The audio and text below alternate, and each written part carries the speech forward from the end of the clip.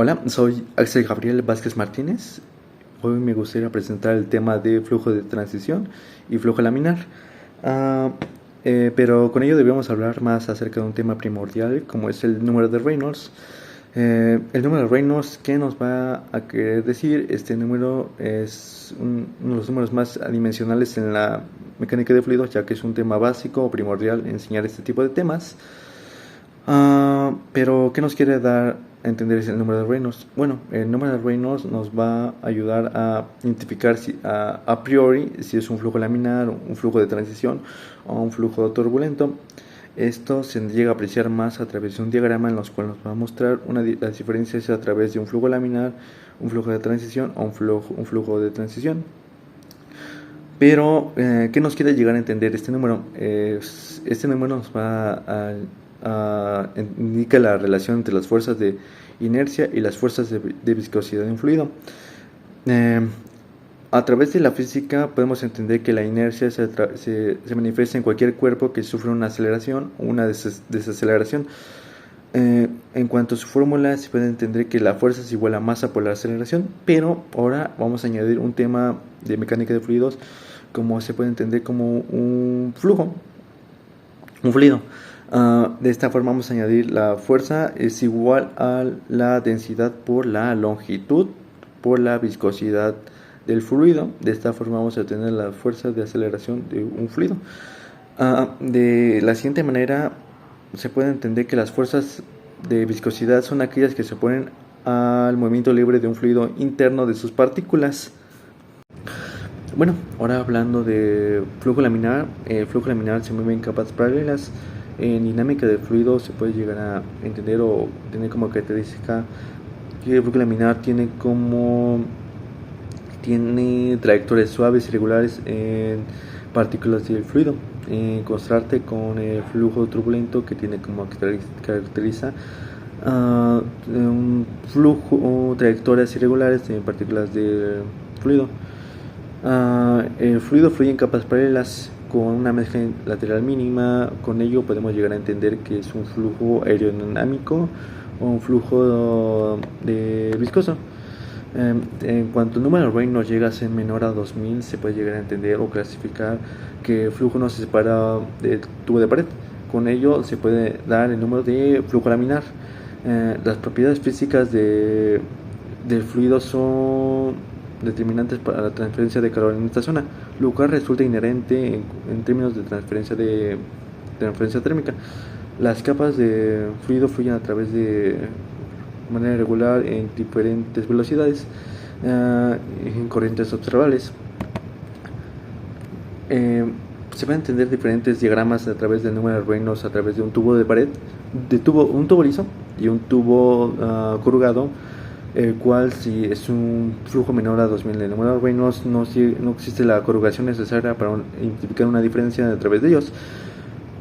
Con ello pasamos al siguiente punto, que es el flujo de transición. El flujo de transición se va a dar cuando el número de Reynolds esté entre los 2000 y 10000. Este flujo de transición igual se puede llegar a conocido como flujo de incertidumbre, ya que es en la zona que puede generar turbulencias. Muy buenos días, tardes o noches, mi nombre es Gael Carrillo Villa y yo les hablaré acerca del flujo turbulento.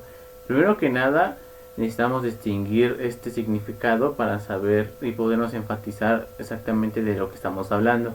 Bueno, el flujo turbulento es aquel en el que hay fracturas en el flujo de todo el tiempo y de las partículas donde invaden la trayectoria de las partículas adyacentes, mezclándose y desplazándose de una manera aleatoria. Bueno, pues como lo dijo su significado, pues de igual manera esta se caracteriza por el movimiento irregular de las partículas, donde se puede decir caótico del fluido. De hecho aquí no se aprecian las imágenes, pero aquí vamos en la presentación de PowerPoint observamos unas imágenes donde están dos incisos, el inciso A, el inciso B y el inciso C, sobre cómo va cambiando dependiendo de las partículas del suelo, cómo se va generando el flujo turbulento. Bueno, igual pues el flujo turbulento, pues la velocidad del fluido es un punto donde está experimentando cambios continuos tanto en magnitud como en dirección. Ya depende, pues el flujo turbulento es cuando se va desplazando en diferentes formas del suelo. De igual manera, para una mayor explicación, pues el flujo turbulento pues se genera, o más bien ocurre cuando la velocidad del flujo son generalmente muy altas, o en los fluidos con las que las fuerzas son viscosas son muy pequeñas.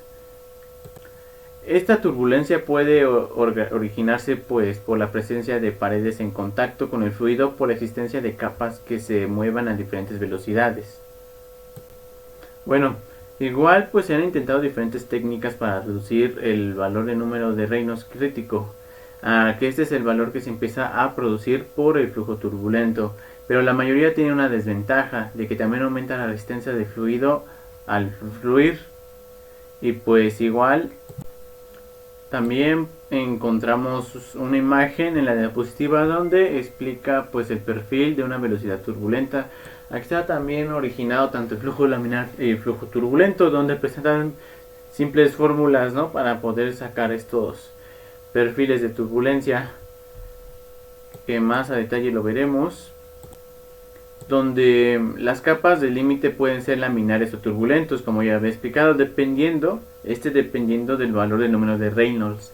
También aquí pues el número de Reynolds representa la relación entre las fuerzas de la inercia y las fuerzas viscosas, y es un parámetro conveniente para predecir si una condición de flujo será laminar turbulenta. Esta se define con una fórmula que es RE D es igual a PVD sobre U, que esto va a ser a VD sobre V. Bueno, para una mayor explicación sobre esta fórmula, pues RE será menor o igual al flujo laminar, donde predominan las fuerzas viscosas, y esta se verificará con la ley de Newton de la viscosidad. Bueno, igual RE será menor o igual a 4000, que este es el flujo turbulento, donde las fuerzas viscosas quedan casi anuladas por las turbulencias, y no se verificará la ley de Newton de la viscosidad. Bueno, igual tenemos el 2000 menor, que este RE será menor a 4000, que el flujo estará interdeterminado, pues pudiendo comportarse como laminar o turbulento. Quiere decir que si está en el rango de 2000 menor o 4000 menor, será tanto laminar y turbulento.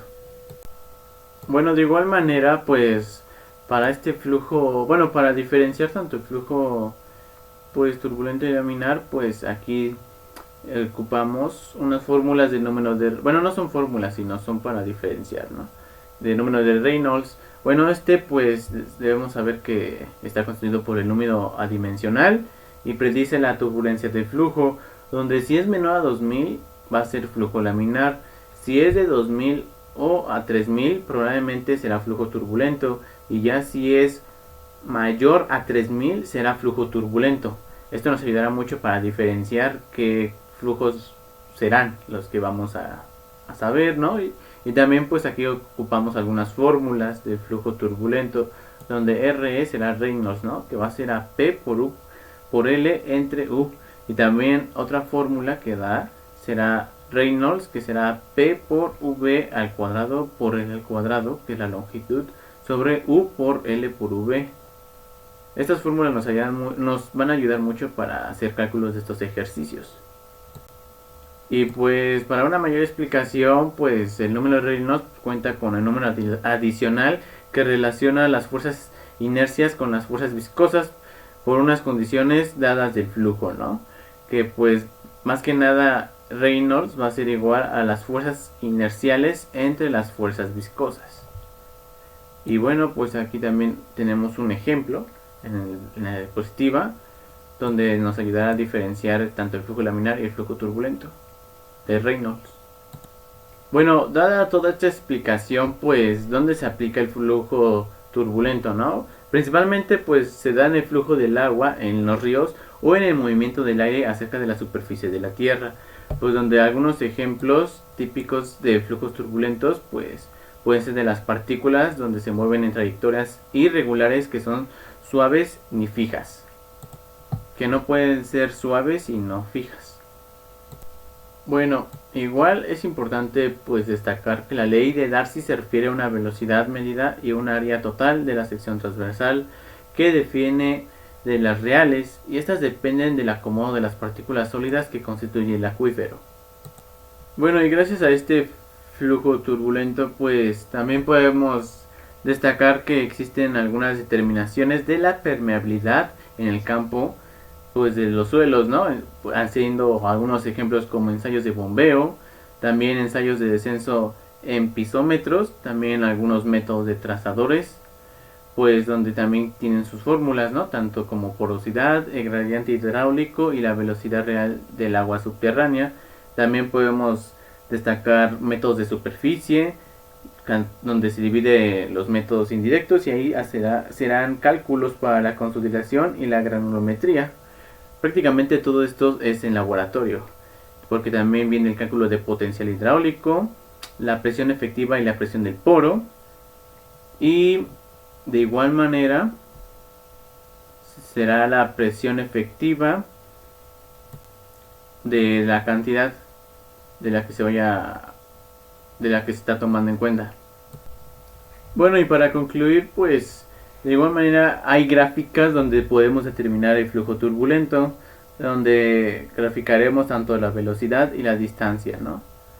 Esto es más avanzado, pero como lo he recalcado, se utiliza más cuando son pruebas de laboratorio y algunos ejercicios. Y bueno, eso sería todo de mi parte de este tema. Muchas gracias. Los dejo con mi siguiente compañero. Muy buenas tardes, me presento, yo soy José Manuel Suárez Hernández y voy a hablarles acerca de la ley de Darcy y el coeficiente de permeabilidad.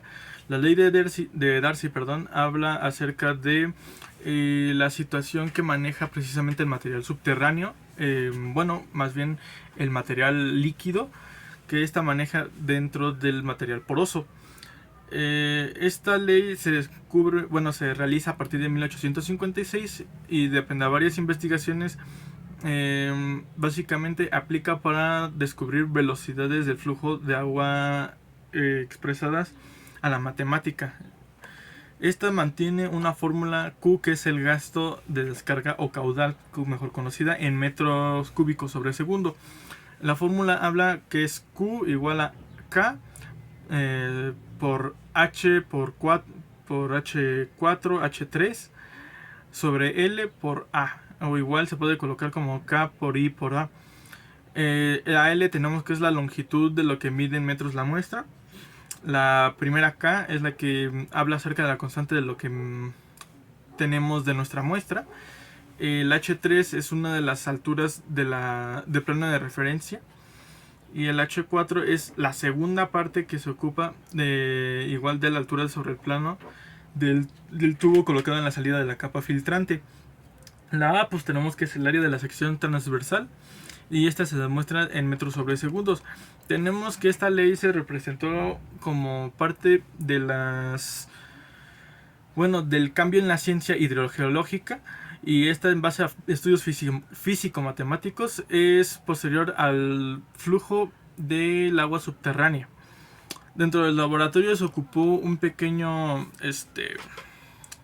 permeámetro de carga constante, que esta básicamente consta de una pequeña tableta con tuberías, con dos pequeños tubitos que miden las alturas, que es como se les decía, que se les dice diferencias de potencial.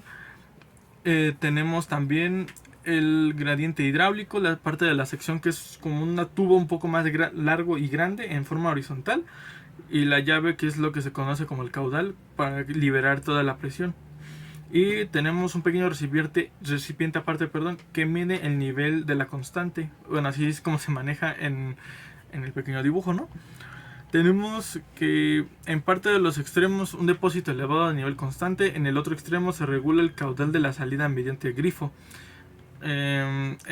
Básicamente una maneja la presión y otra hace que toda esa presión de aire salga para averiguar aproximadamente el nivel hidráulico del material. Esta se proporciona como característica para los materiales arenosos y material que llenaba el permeámetro. Siempre cualquier tipo de material parecido a la arena, ¿no? Para deducir qué es el gradiente, primero básicamente se distingue por ser una variable entre los dos puntos de espacio que se maneja en el permímetro. Esta en relación de cada punto, el gradiente sería la pendiente entre dos puntos considerados, que es, como les digo, el punto donde se manejan las dos pequeñas tuberías. Estas cada una se manejan a cada 2 metros de distancia. Existe una diferencia de 8 grados centígrados en su temperatura.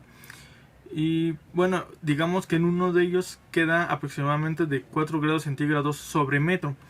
El gradiente básicamente conocido como el gradiente térmico, mayor que sería el flujo de las calorías de un punto en otro.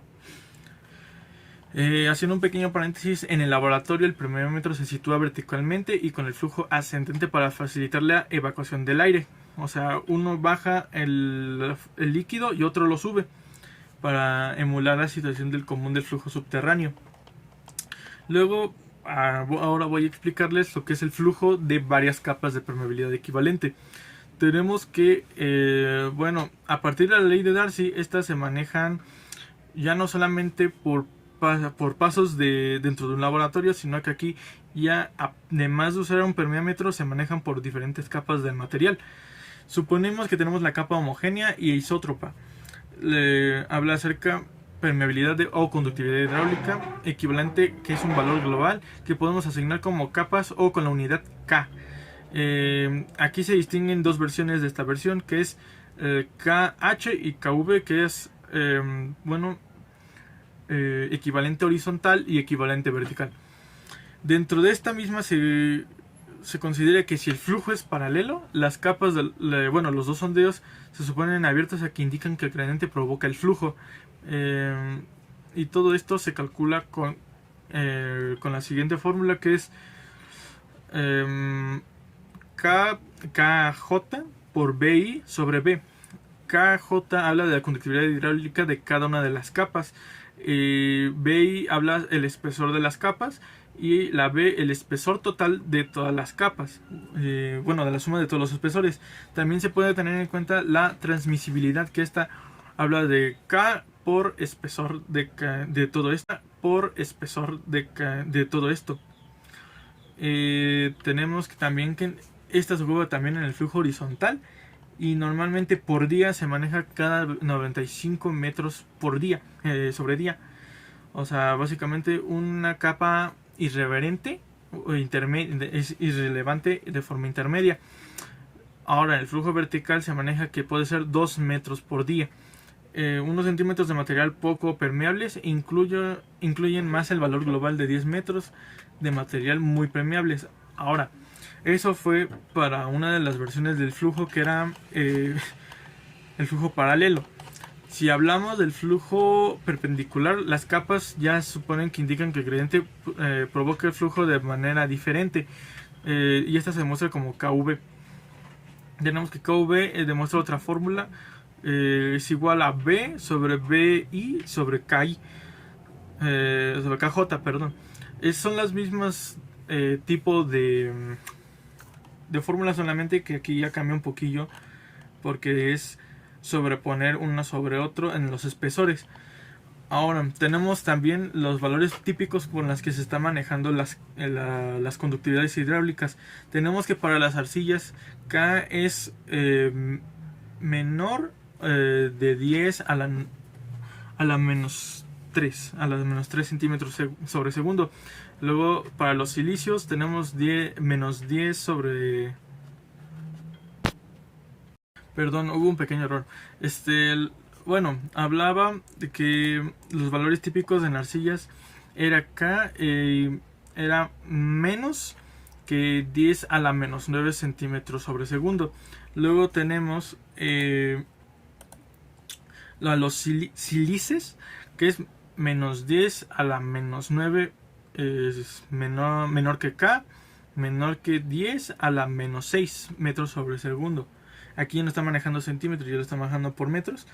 Luego tenemos arenas arcillosas, que es menos K, es menor que 10 a la menos 7 metros sobre segundo. Las arenas finas, menos K, menor que 10 a la menos 5 metros sobre segundo. Arenas medias, es igual a menos K, menor que 10 a la menos 4. Y las arenas gruesas, que es menos K, son menores que 10 a la menos 3 metros sobre segundos.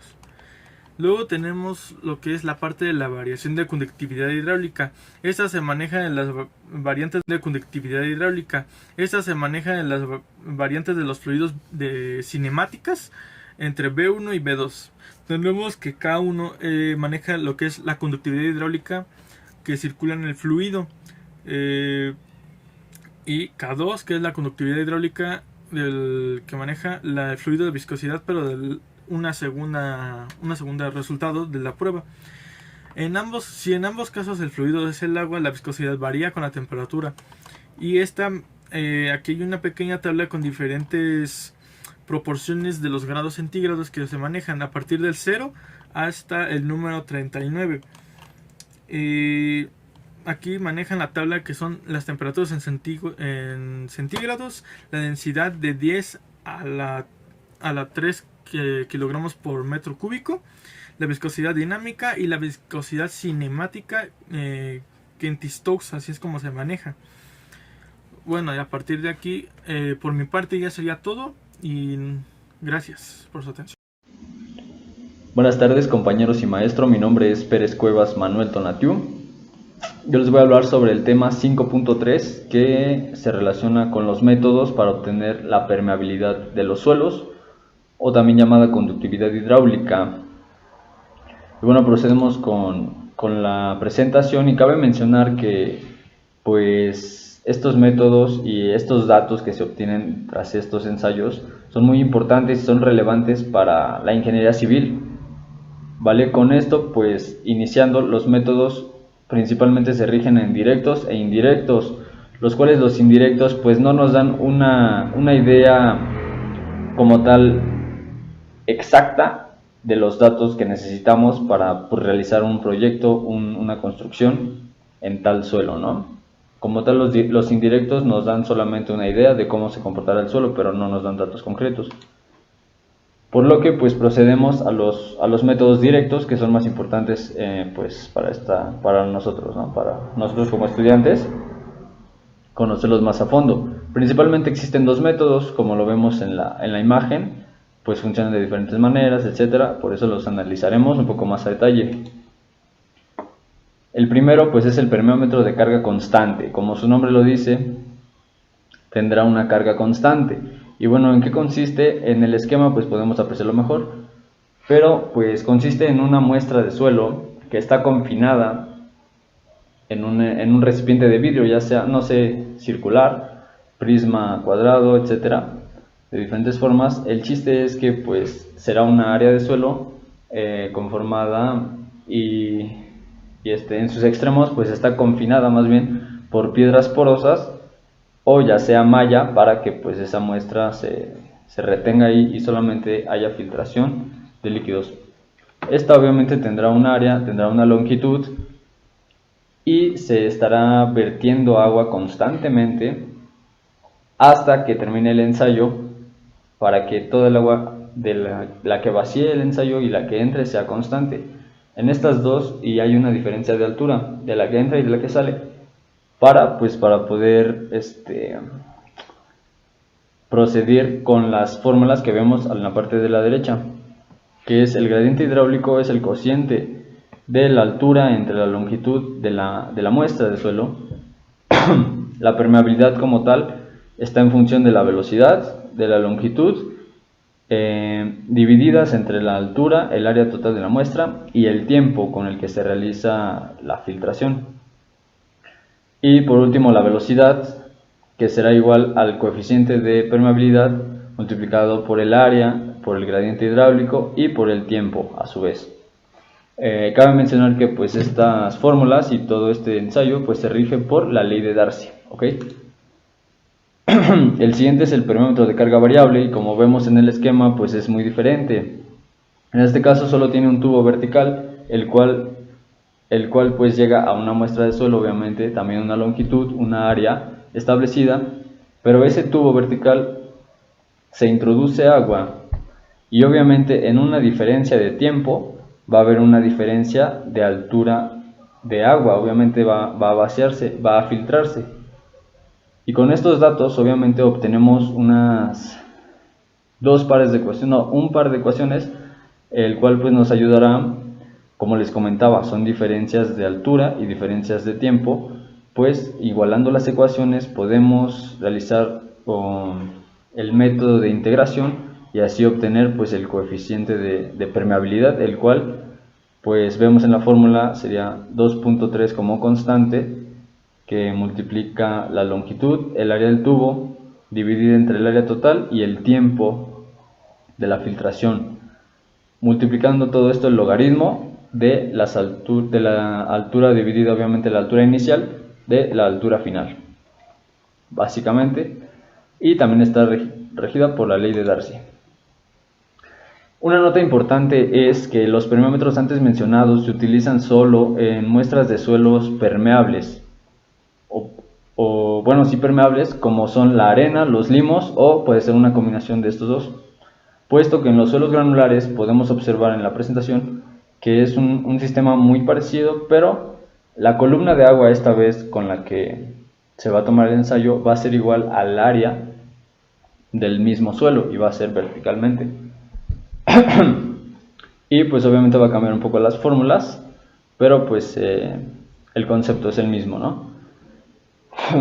Y para suelos arcillosos, obviamente sabemos que los suelos arcillosos son poco permeables, por lo que las pruebas llevarían mucho más tiempo y los errores serían más grandes, por lo que pues también hay un tipo de permeómetro especial para suelos arcillosos, el cual pues contiene pues algunos elementos más, como son el gel bentonítico, la parafina, obviamente será con una muestra inalterada, y estos sirven para que pues sea lo menos inalterada posible. También se utiliza arena de Ottawa y arenas finas, obviamente el tapón y un tubo de carga vertical, y básicamente es la misma función, y todo esto va colocado sobre una placa de vidrio húmedo. Obviamente cabe mencionar que todos estos son ensayos de laboratorio y se rigen por normas de laboratorio asimismo, que pues debemos procurar realizar de la mejor manera para obtener los datos pues correctos, ya que con estos pues procederemos a construir y pues que no haya problemas en los proyectos. Gracias, eso es todo de mi parte. Hola, buenas noches. Mi nombre es Camacho González Erika Axel. Soy del equipo número 6. En esta ocasión les expondremos la competencia número 5. A mí me tocó el tema 5.4, que es factores que influyen en la permeabilidad de los suelos. A continuación, lo que yo investigué por permeabilidad y qué es una propiedad particular de los suelos, la cual permite el flujo de agua a través de sus vacíos. Se define como suelos permeables a los suelos gruesos, gravas y arenas, mientras que a los suelos finos, que son arcillas y limos, son de muy baja permeabilidad. Con permeabilidad nos referimos en este caso como que repelan el agua. ¿Por qué los limos y las arcillas tienen baja permeabilidad? Porque bien sabemos que los limos y las arcillas tienden a absorber en volumen o en más de su volumen el agua, que esto posteriormente les da la característica de ser plásticos. La permeabilidad depende básicamente de lo que yo investigué, que el inciso A tenemos que es el tamaño de las partículas que se conforma en el suelo. Inciso B, que es la distribución granulométrica, cómo esté distribuido ya a nivel físico-químico, por así decirlo, y la distribución granulométrica, que es el B. Y en C, que es la compacidad, que esta es muy importante, que es los espaciamientos y orientación de las partículas minerales. Bien, vamos con la siguiente diapositiva. Aquí empezamos con permeabilidad, que la permeabilidad es la propiedad del suelo que permite el flujo de agua a través de sus vacíos interconectados, donde el agua puede fluir desde los puntos de mayor energía a los puntos de menor energía, y esta se puede medir con el coeficiente de permeabilidad el coeficiente de conductividad hidráulica. Se conoce con la letra K. Esta se expresa en unidades de velocidad y tenemos que es longitud dividida entre el tiempo. Esta depende principalmente de las propiedades del suelo, como tamaños de partícula que lo conforman, distribución granulométrica, compacidad. Esta está relacionada con la relación de los vacíos y el grado de saturación del suelo. Esta también depende de la viscosidad del fluido. El coeficiente de permeabilidad o permeabilidad hidráulica depende de los diferentes tipos de suelo que la conformen. Existen valores tabulados para estos suelos y aquí tenemos unos ejemplos en esta tabla. Aquí podemos ver que la grava limpia varía desde 10 al cuadrado hasta 1, de arena gruesa de 1 a la 10 a la menos 2, arena fina 10 a la menos 2 a 10 a la menos 3, arcilla limosa de 10 a la menos 3 a 10 a la menos 5 y los suelos arcillosos que son menores de 10 a la 5. Estos valores se ven referenciados a valores de centímetro sobre segundo. En mecánica de fluidos se sabe que con la ecuación de Bernoulli se puede conocer la altura total hidráulica del punto con agua en movimiento. Y pues aquí tenemos lo que lo compone la ecuación. Y esta ecuación, cuando se aplica en un medio poroso, se desprecia la altura de velocidad del sistema. Esto se debe a que en los medios porosos las compacidades son muy bajas y pues queda la altura total hidráulica del punto más la altura de presión o altura piezométrica. Y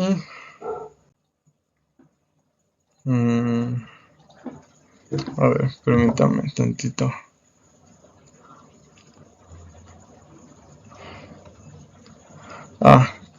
Como hipótesis de lo que yo investigué cuando se estaba diseñando toda esta ecuación y la ley de Darcy, se llegó a pensar que el suelo es homogéneo e isotrópico.